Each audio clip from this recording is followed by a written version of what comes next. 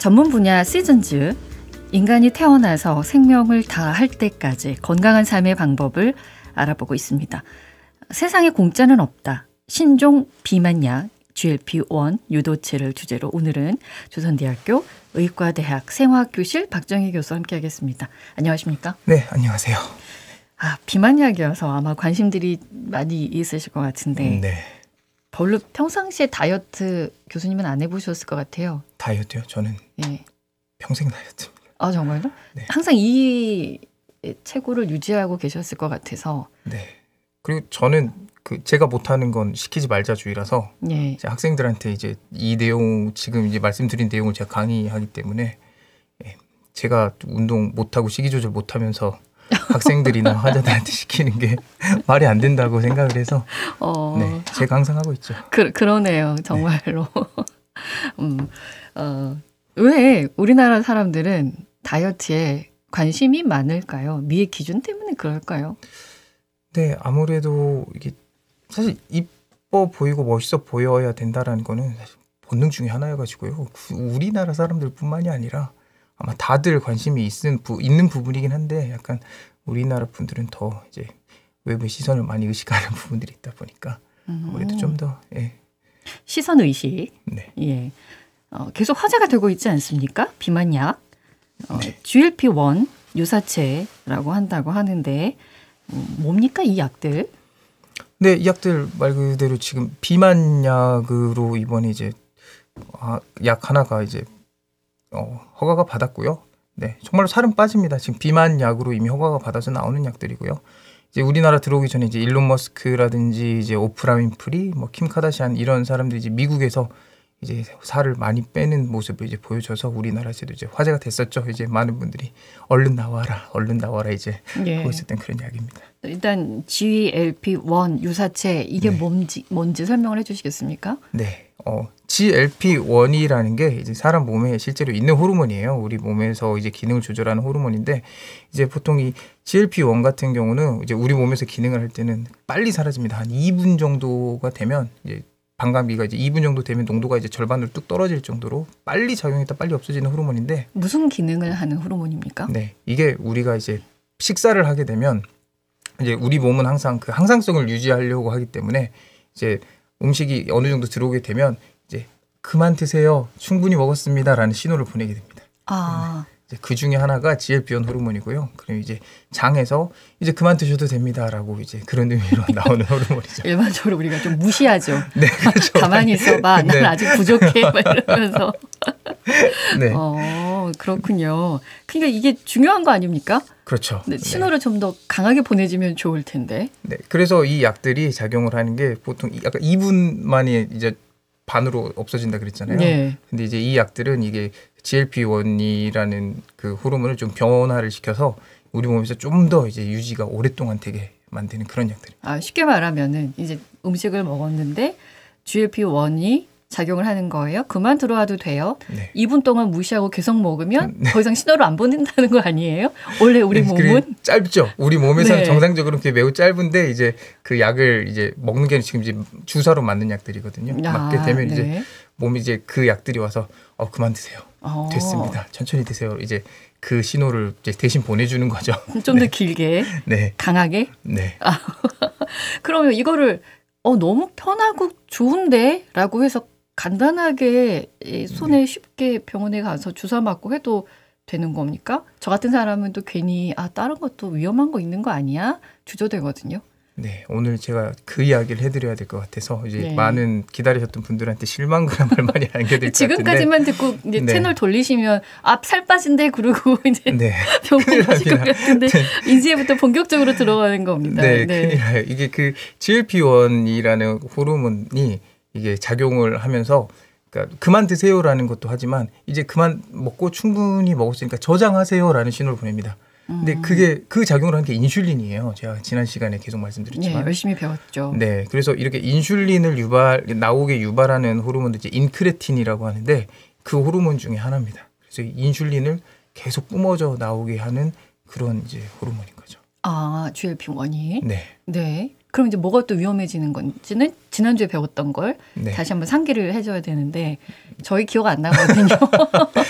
네, 그러니까 인슐린이 이제 당뇨하고 많이 그 관련이 있다고만 많이 아시는데 이제 이전에는 그 인슐린이 많이 나오지 않아서 당이 높게 되고 그 당이 높아서 뭐 병이 이제 계속 발전이 된다 이렇게 알고 계셨는데 사실은 제가 지난 시간에 말씀드렸던 게 어떤 거냐면 인슐린 자체가 없어지는 게 시작이 아니고 그러니까 췌장이 제가 항복을 한다 그랬잖아요. 네. 네, 일상생활에서 인슐린을 계속 더 많이 만들어내게 되면 제가 잔소리라고 말씀드렸어요. 잔소리를 계속 하게 되면 우리 몸이 잔소리를 그만 듣고 안 듣게 돼요. 그래서 그러면 인슐린이 계속 잔소리를 계속 하게 되죠. 인슐린이 계속 나오고 보다 어느 순간 이제 나 지금 모르겠다 포기하고 췌장이 딱 항복을 하게 됩니다. 실은 우리가 몸이 보내는 신호에 너무 무뎌졌다고 해야 돼. 아니면은 듣기 싫으니까 일부러 그렇죠. 외면하는 네. 걸 해버리는 것 같아요. 네. 그래서 이제 비만이 되는 거고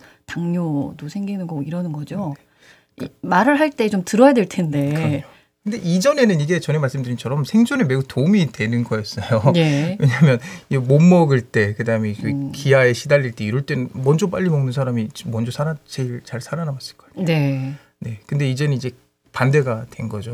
그래서 이제 인슐린이 계속해서 분비되게 만들고 이러게 되면 췌장이 빨리 항복할 수도 있다라는 거죠. 그게 가장 큰. 그럼 췌장이 위험해지겠군요. 네. 그래서 지금 보고된 부작용 중에 하나가 급성 췌장염이거든요. 그래서 췌장에 계속 무리를 더 주게 되는 거죠. 인슐린을 강제로 더 계속 만들어내기 때문에. 근데 더 이제 이게 장기적으로 사실 당뇨를 어떻게 발전을 시키는지에 대한 건 아직 연구 결과는 없는데요. 이제 우리나라에 들어왔을 때 좀 더 걱정이 되는 게 뭐냐면 이 췌장의 용량이 동양인들이 더 작아요. 아무래도 체구가 작으니까 그렇겠죠. 그렇겠죠. 네. 네. 서양 사람들이 아무래도 이제 먹는 양도 이제 기본적으로 더 많겠지만 네. 췌장이 거의 이제 동양 사람들이 2배 정도 용량이기 때문에 아마 이 사람들도 이걸 비만약으로 쓰게 된 지가 그렇게 오랜 시간을 쓴 게 아니라서 이 사람들도 그렇게 그 장기적인 결과는 아직 모르는 상태고 예. 그럼에도 불구하고 단기적으로도 지금 급성 췌장염이 나오고 있다는 거는 네, 우리는 더 거기에 취약한데 췌장이 절반밖에 안 되는데 그렇게 되면 췌장이 더 빨리 많이 망가질 가능성이 이제 큰 거죠. 네, 괜히 내가 아바타가 될 필요는 없겠네요. 내 돈 들여가면서. 그래서 이게 사실 처음에는 이 약이 당뇨약으로 만들어졌었어요. 왜냐하면 이전에는 인슐린을 어떻게든 많이 만들어내야 된다. 인슐린이 초반에 좀 나오게 되면 어떻게든 혈당은 조절이 잘 되니까요. 네. 근데 이게 아까 말씀드린 대로 인슐린을 너무 무리해서 많이 뽑아내는 방향으로 가게 되면 췌장이 손을 들어버리면 인슐린 자체를 이제 우리 몸에서 못 만들게 되는 상황이 되기 네. 때문에 당뇨에 이제 거꾸로 더 악영향이 되는 거죠. 그러니까 처음에는 어찌 보면 도움이 된 것처럼 보이나 그렇죠. 네. 결과적으로는 이제 나쁜 영향을 미치게 되는. 네. 그러니까 조심해야 되는. 그렇죠. 근데 또 혹자는 좀 단기간에 짧게 주사 맞고 좀 살 빼고 그 다음에 제가 이제 이 몸무게 유지하면 되는 거 아니에요? 그것도 나쁠까요? 이렇게 질문할 수도 있을 것 같아요.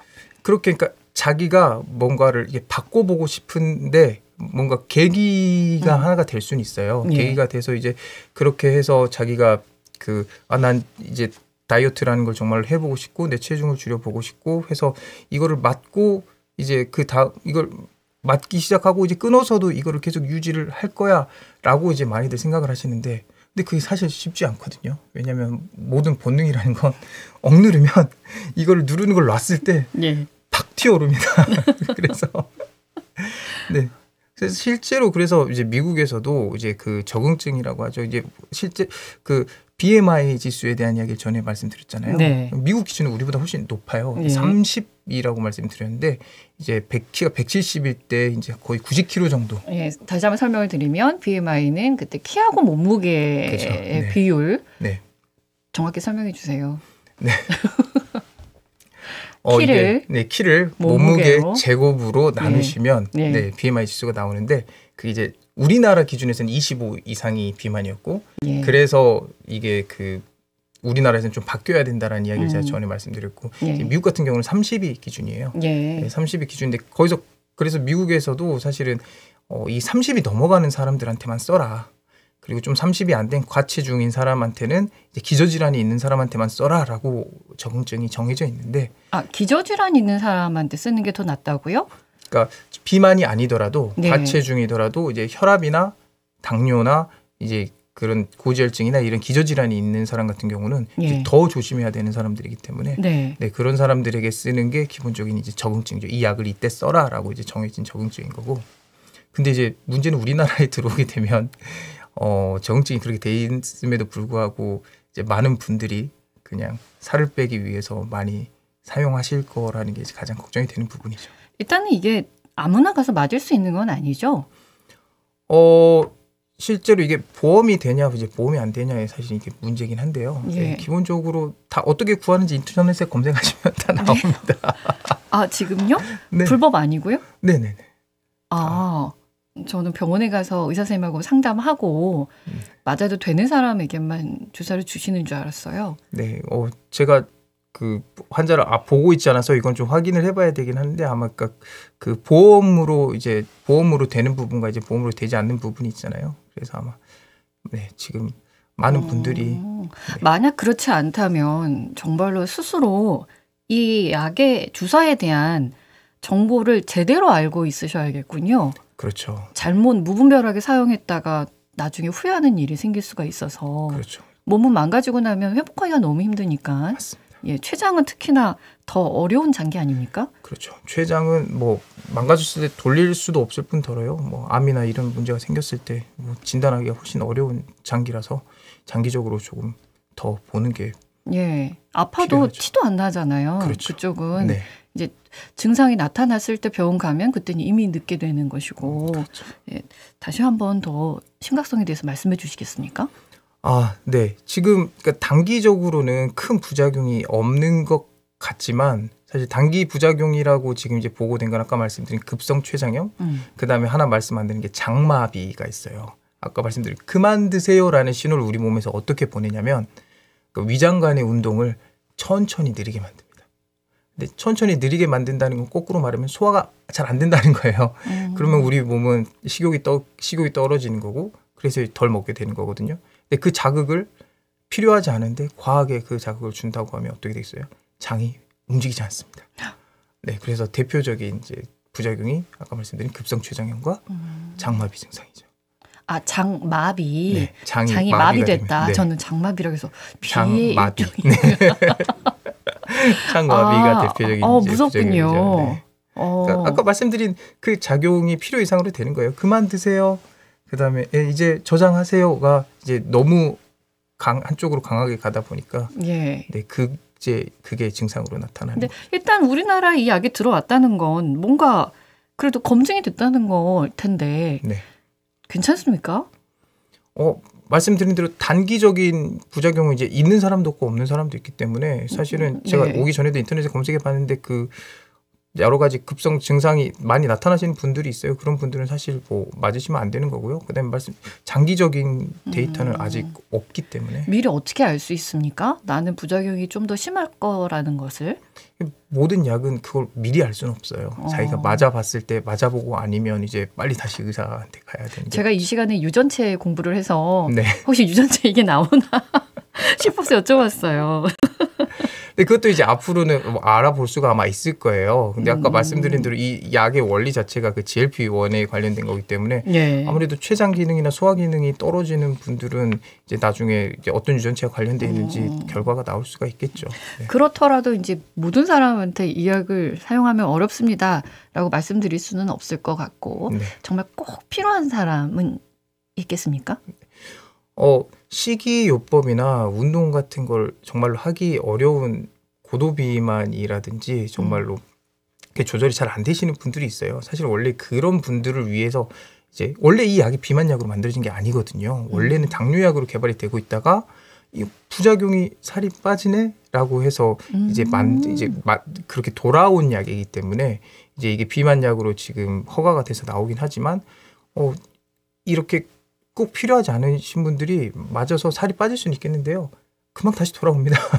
금방 다시 돌아오고 이게 평생 맞을 거 아니기 때문에 이제 그리고 평생 맞으면 그때 아까 말씀드린 대로 네, 여러 가지 부작용들이 이제 다시 어떻게 나올지 모르기 때문에 조금 보시는 게 낫죠. 그러니까 초고도 비만, 정말로 너무 비만이어가지고 그때 따라오는 여러 가지 병들 네. 더 이상 방치할 수 없을 때는 그래도 뭐 이것에 대한 사이드 이펙트, 그러니까 그 역효과보다 부작용이, 좀 더 좋을 수 있으니까 한 번 그렇죠. 정도 시도는 해볼 수는 있겠다.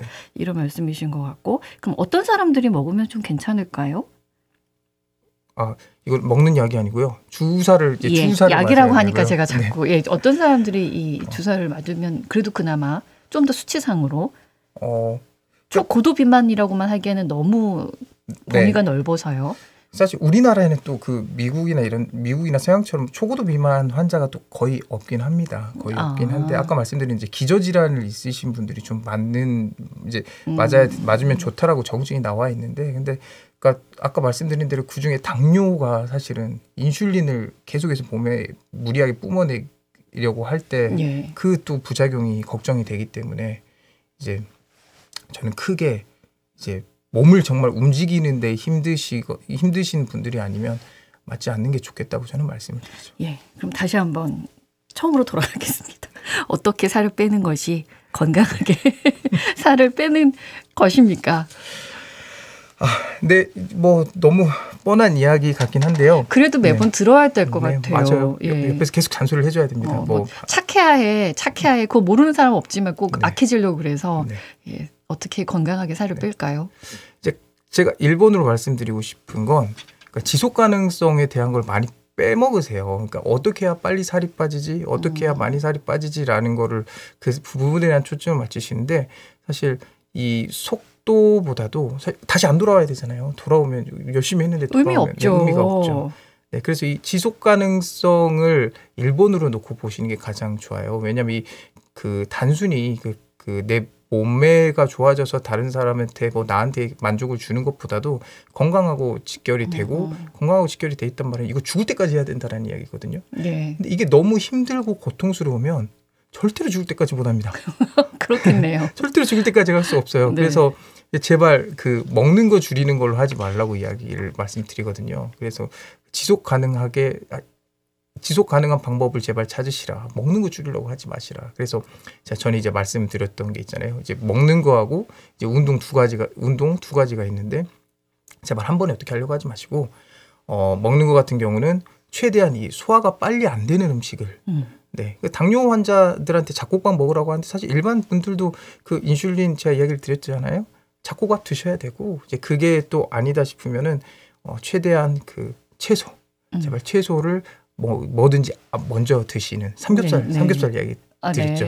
항상 이제 단백질하고 채소를 먼저 먹으면 당이 좀 천천히 올라가요. 인슐린도 천천히 올라가요. 다시 한번 상기시켜드리면 채소와 고기를 먼저 드신 다음에 마지막에 냉면을 먹잖아요. 식사를 하시는 게 비만을 좀 예방할 수 있는 방법이라고. 그걸 생각하시는 게 가장 편하시고요. 그다음에 실질적으로 그 가장 효과를 많이 보실 수 있는 방법은 이제 몇 시 이후로 먹지 않는다, 이거를 정해놓으시는 게 제일 좋아요.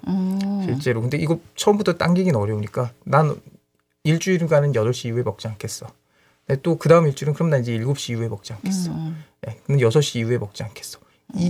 이렇게 되면 사실 자기 전까지 이제 안 드신다면 그러면 그 다음날 아침까지 거의 12시간이 훌쩍 넘는 공복 시간을 가지게 되거든요. 실제로 제 주변 분들은 이것만 실천하고도 살을 많이 빼세요. 야식 먹지 말자. 간단한 거. 그리고 밥 먹는 것처럼 운동도 바로 따라서 하자. 운동도 제발 하자. 어떻게 하려고 하지 마시고 그냥 신발 신고 나가세요. 신발 신고 제발 나가지. 헬스장 가는 게 운동 절반이라고 그러잖아요. 제일 어려운 일. 계단이라도 좀 걷자. 뭐 이런 거. 계단도 힘들어요. 계단도 힘들면 안 되고, 힘들면 절대 지속 가능하지 않기 때문에 그냥 나가십시오. 요새 이제 우리나라 뛰는 게 많이 유행이 돼서 뛰고 걸을 만한 곳이, 특히 광주도 집 근처에 뛰고 걸을 만한 곳들이 많이 있거든요. 산책하시면 좋을 곳들이 많아서요. 좀 아쉽지만 오늘이 이제 교수님하고 함께하는 시즌2 마지막 시간이 되어버렸습니다. 청취자들께 한 말씀 해주고 가시죠. 제가 처음부터 드렸던 말들이 이제 너무 뻔한 말들이긴 한데요. 그러니까 세상에 공짜가 없어요. 건강을 위해서는 이게 한 번에 뭔가를 드라마틱한 뭔가를 바꾸려고 하지 마시고요. 조금 오래 걸릴지 몰라도 천천히 내가 스트레스 받지 않는 선에서 내 생활 습관을 바꿔 나가시는 게 중요하다라는 말씀을 꼭 드리고 싶습니다. 절대 한 번에 안 돼요. 예. 제가 그렇게 말씀드리면 안 지키시겠지만 의대 교수가 말씀하시면 지키시겠죠? 그동안 너무 감사합니다. 네. 감사합니다. 언제 어디서나 내 손 안의 뉴스. 광주 MBC 뉴스 유튜브 구독으로 함께하세요.